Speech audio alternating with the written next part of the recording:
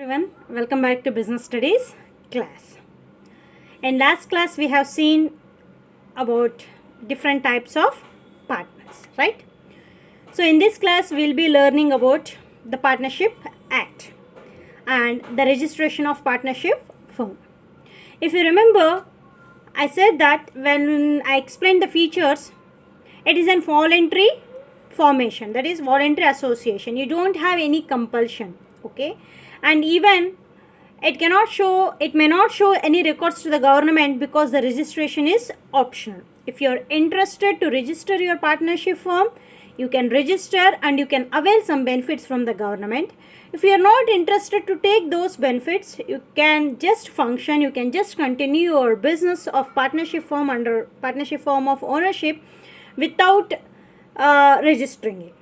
Who says the terms and the code of conduct of your partnership firm? It is your Partnership Act.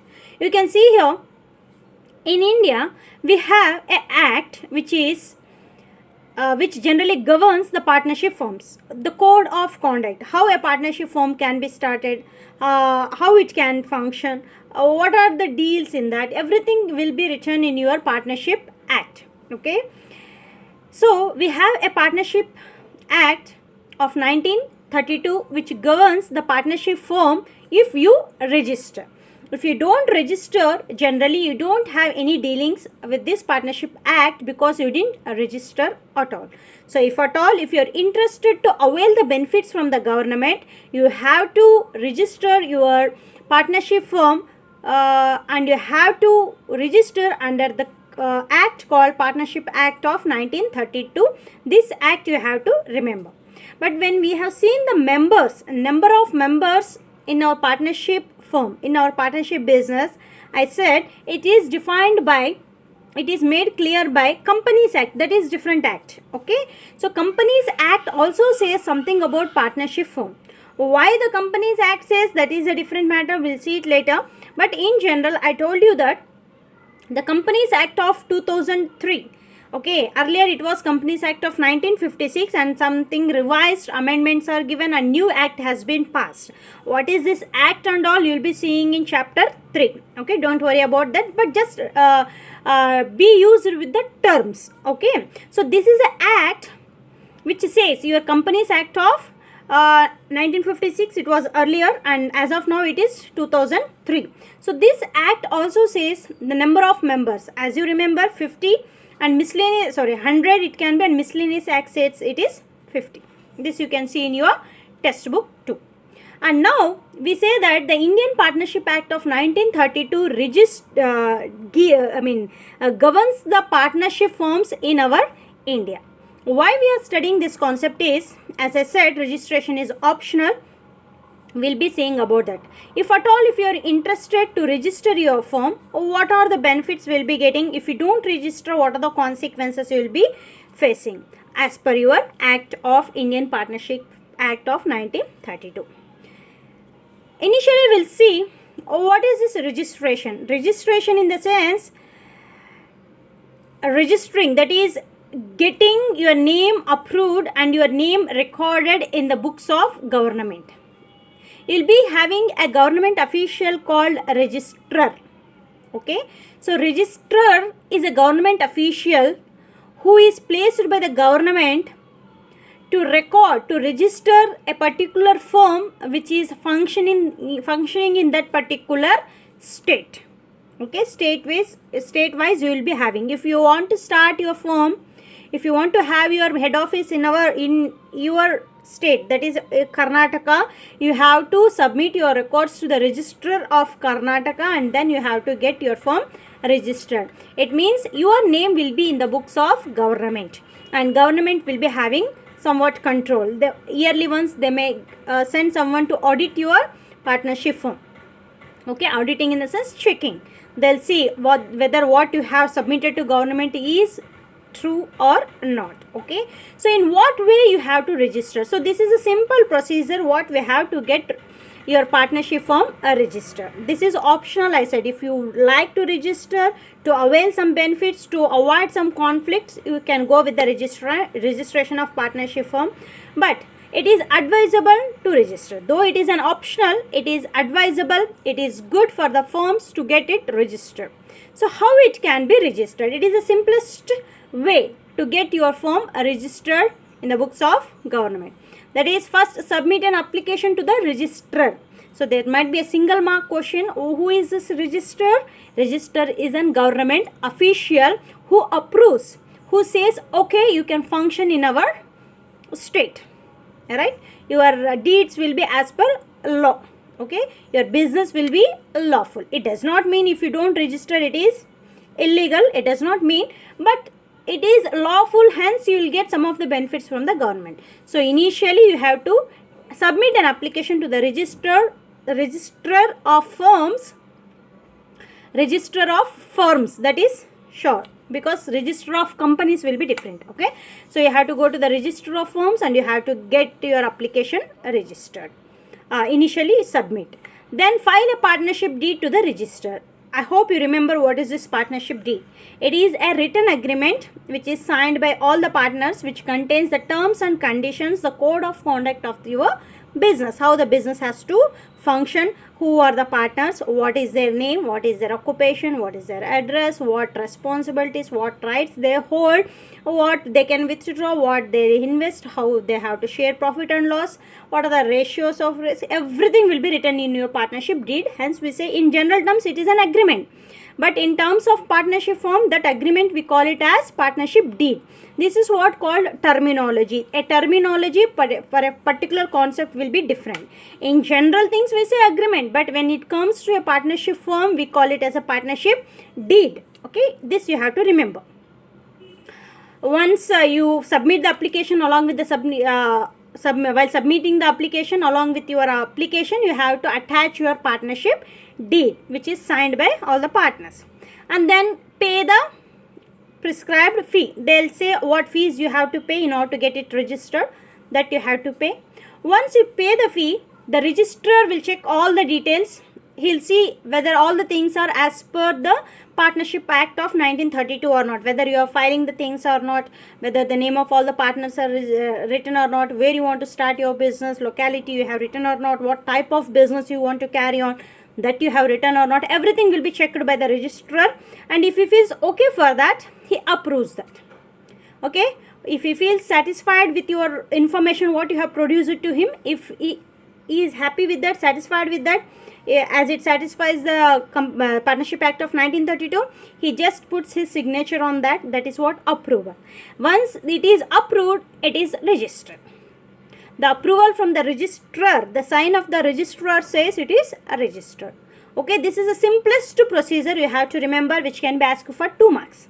Simple. Submit an application. Okay, along with submission of application, while submitting of application, you have to file, that is you have to attach your partnership deed, that is agreement, and while submitting that, you have to pay the fee prescribed by them. It might be different in different states, and depending upon the business what you carry on, it might be somewhat different. So what they say, that fee you have to pay to the government, and then he'll put a seal and signature of registrar. Registrar will be putting the government seal, and he signs on that, then it is got approved. Okay, once it is approved, you are registered. Clear? So this is what the simple procedure of getting the firm registered. Why we have to register? Okay, as I said, if you want to avail some benefits from the government, you have to register. What happens if you don't register? What are the demerits, like consequences? So merits are opposite to this, that's it. Okay, when we study the consequences of non-registration, you'll be understanding the advantages of registration. That's it. So simplest. But as per our syllabus, we don't study the merits. We will be studying the consequences. Through that, we'll be learning what are the merits. Okay, positive side of getting registered the firm, registering the firm. This can be asked for 2 marks. So you have to remember. You can see some 5 points here. If your firm is not registered, okay, you just imagine your firm is not registered. Then what happens? What is the consequence? That is, what is the situation you have to face is, no partner can file a suit against other partner. Filing a suit in the sense, having a case over him. As I said, there can be 50 extended up to 100 members as a partners, and all will sign. They'll write everything in writing Okay, they whatever they discuss, what they agree, what they disagree, everything will be written in the partnership deed. But also sometimes what happens, there will be some people, some partners who starts demanding something more which is not written in the partnership deed, who acts against the deed. They say okay at that time when they are entering into the deed, they say okay, but later they deny that.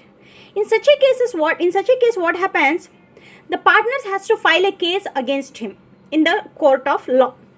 Okay, they have to file a case. He has agreed and he has signed, I have a proof, so you give us justice. In this way you can go to the law. But if you don't register, this chance you will not get, because your firm is not at all registered. Okay, you are not, it does not mean you are doing a lawful business. Though you are doing a lawful business, you are paying the taxes to the government, but also it is not registered. Hence, no partner, for example, A, B, C, D, 5 partners, but E is denying something what he has agreed in past. Now, A, B, C, D want to have a case on him, but also they cannot suit a case. That is, they cannot file a case on him because the law does not accept it. It is your personal, you have to solve it. That's it. Okay, this is one of the consequence. Merit, what happens, if you register, you can file a case. You can go to the law. The justice can be expected. But if you don't register, the law may not help you. That is, no partner, that is, if E has cheated all the A, B, C, D, because we know that it is a mutual agency. One's act can bind others, and others' act bind us also. It is like this in partnership. Everyone acts as an agent when he binds. Everyone will be acting as a principal when they are bound by the others. So in such case, what happens? E might done something which made all other partners like A, B, C, D are in trouble. They are put into trouble now because of E, and it is against to the agreement. But they cannot go to the law and seek for justice only because their partnership firm is not registered. If they register, they can easily file a case and they can expect justice from the government. Then next, the firm cannot file a case against any partner. As a firm also, you cannot file a case. Individually, we cannot file. Individually, B cannot file case on D. D cannot file case on A. And together, now a firm, in the name of firm also, you cannot file any case. Is that clear? In case if you don't register, a firm cannot file a case. For example, the firm, something theft has been happened. Some goods are stolen, and you know that a particular partner has done that, and with his influence someone has done that, with his help someone has done that. So now as a firm, individual, it's not individual partner, as a firm I want to file a case on that particular partner, but also I cannot do only because I am not registered. Okay, same thing, no partner can file a suit against the firm unless the firm is registered. Opposite to that also, individually, now A, B, C, D all are together and only E is left alone. But E is on right side and A, B, C, D on wrong side. Now, he don't want to go with individual filing a case. He want to file a case. E want to file a case. He is cheated by this all the A, B, C, D. Okay, partners. Now, E want to file a case on a firm. That also cannot be done if you don't register. But if you register, that can be done. You can take the assistance of government. Similarly, the firm cannot file a suit on against a third party, someone. For example, as a firm, I am involved in some of the activities where I purchase goods from someone and sell to customers. So, the supplier has cheated me. Now, as a firm, I cannot file a case on my supplier because I am not registered. Is that clear? Under the act, I cannot file a case. You try to understand, it does not mean general cases I am not speaking about. I am speaking about, again, by using the law, you cannot do. If you register, your partnership act clearly defines what can be done, what should not be done, everything. Because you didn't register, you don't come under the governance of your Partnership Act of 1932. So you cannot use the Partnership Act of 1932 to file a case on anyone, or on your partners or on the third party. And the same, a third party cannot file a suit against the firm. For example, you have taken you have purchased goods from supplier, Now, actually, supplier is on right side, you are on the wrong side. But also, the supplier cannot file a case on you. Hence, what happens, the suppliers want to supply their goods only to the registered partnership firms. They don't want to deal with unregistered partnership firms, because in case of such trouble, they cannot file a case if your firm is not registered. Hence, the suppliers, what they feel is, we want to supply raw materials, we want to supply those goods only to the registered partnership firms, they say, because they want to be on safer side. If you are a non-registered firm and if you cheat supplier, a supplier cannot file a case on you with the help of your Partnership Act of 1932.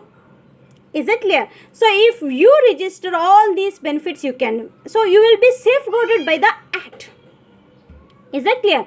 You will be, your Act of Partnership Act of 1932 will be like a protecting shield for you. Is that clear? So, these are the consequences of non-registration of a partnership firm. So, opposite to that is your merits of getting registered. So, you can write in that way also. It is, as per syllabus, we don't have that question, but also if at all, if there is any cross question like that, you can just make it opposite. Okay. Then the most important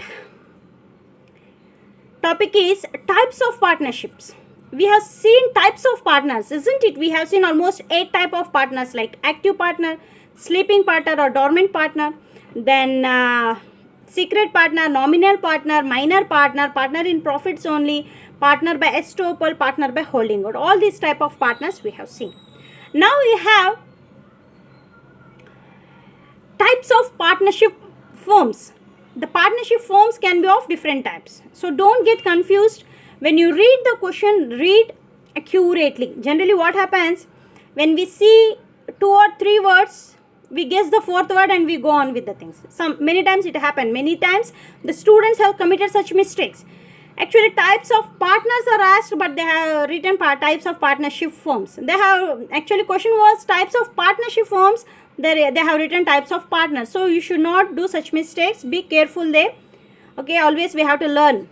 Okay, from the experience. So I am just saying repeatedly.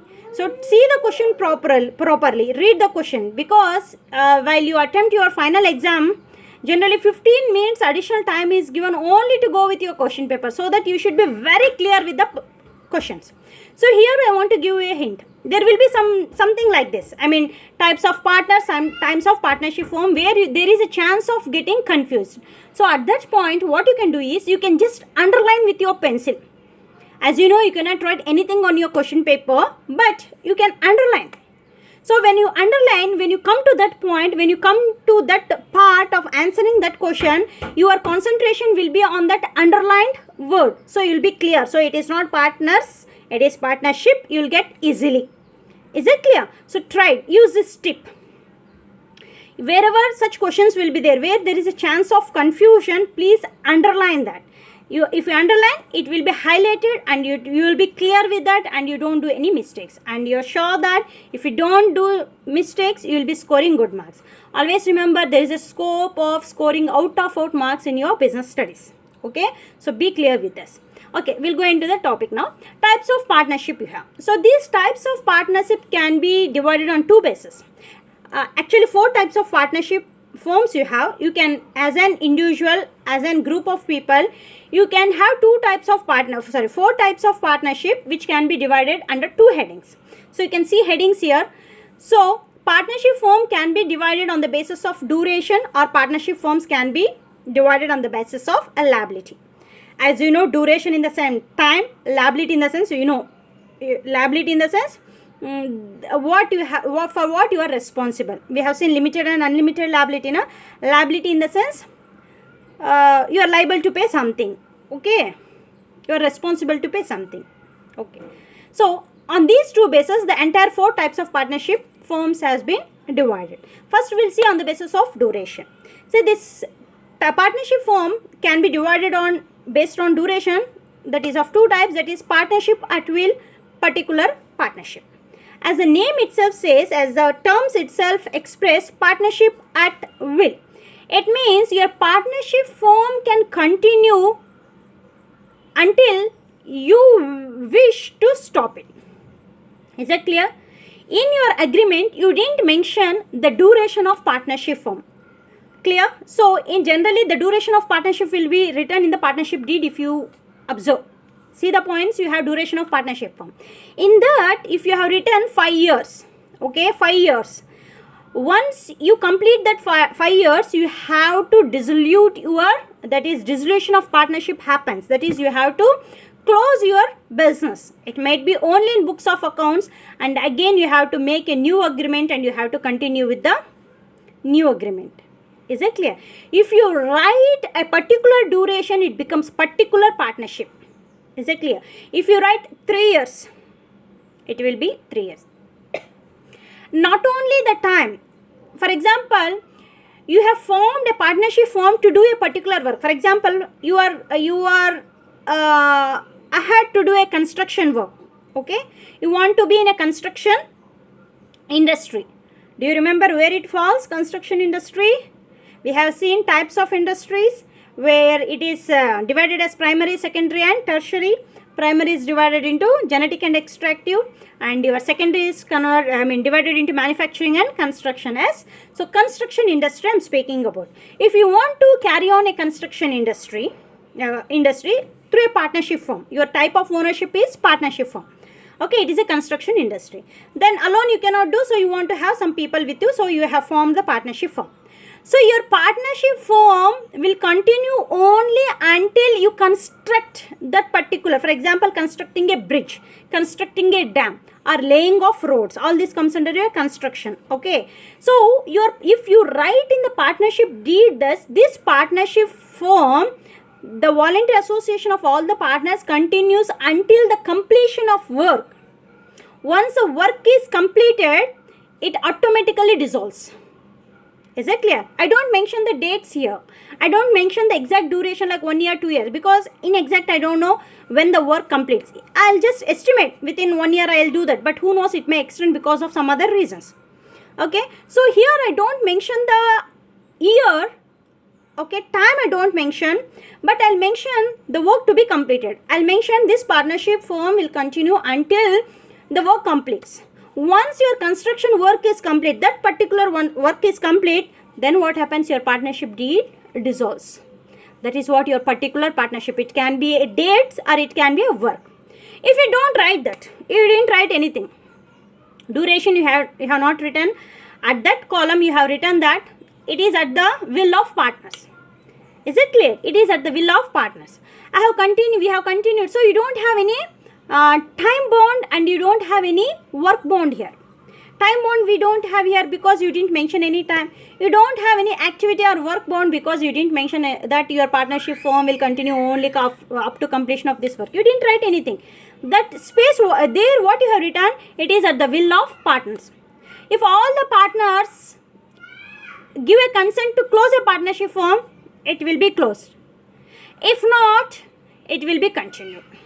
Is it clear? So such partnership is called partnership at will. That is, this partnership firm will dissolve at the will of partners. If in middle something happens, if someone expires, if someone retired, then what happens? Generally, again a new partnership deed will be done and it will be continued. Clear? And now see on the right side, that is, a partnership firm can be even divided on the basis of liability. So it is a limited liability partnership and unlimited liability partnership. Okay. So you can see limited liability partnership. If the liability of the partners, any one partner can be limited. Is it clear?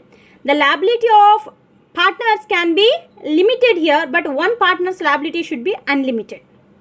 Say for example, you have A, B, C, D. Okay, all the partners. So B, C, D, E want to have limited liability. Limited liability, it means what? They don't want to lose their personal asset. They have invested 1 lakh rupee each, and maximum what they are willing to lose in situation of loss is only 1 lakh rupee. They don't want their personal assets to be involved in the business. So these 4 people want to be limited liability partners.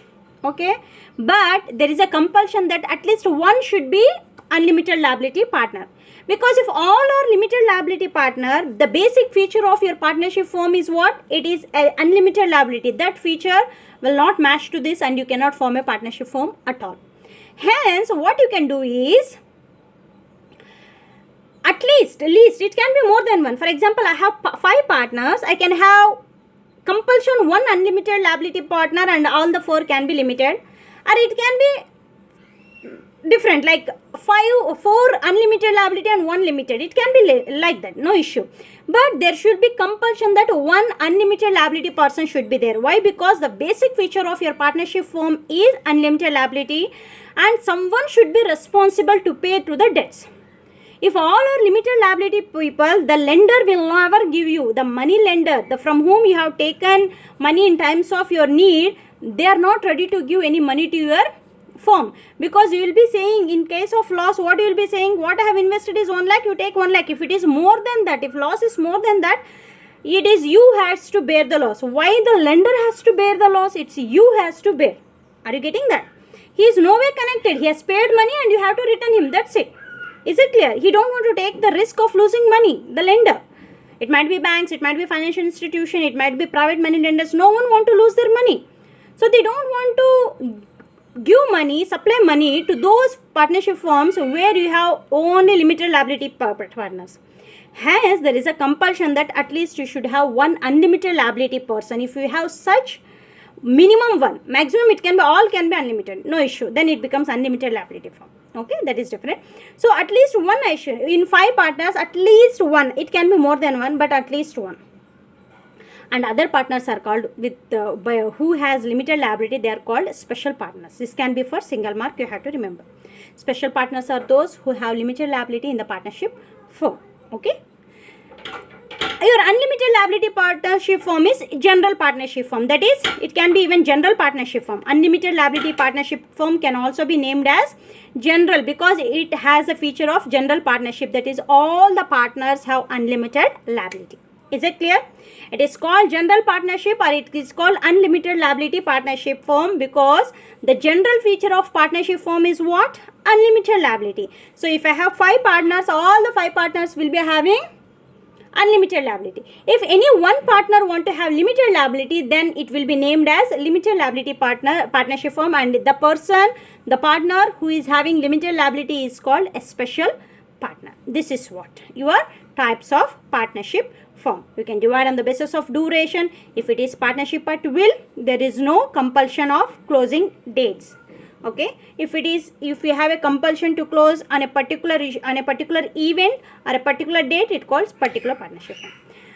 On the basis of liability, if all the partners have unlimited liability, it can be a general partnership or unlimited liability partnership firm. You have to remember these alternative names. Okay, it can be unlimited. Within bracket, I didn't write here, you please write down. Within bracket you can write general partnership. If some want to have limited liability, they don't want to take the risk of losing their personal asset. In such case, what happens? At least minimum 1 unlimited liability partner should be present in your association, in your group as partner, and others can be limited liability. Okay, it can be more than 1, but minimum is 1.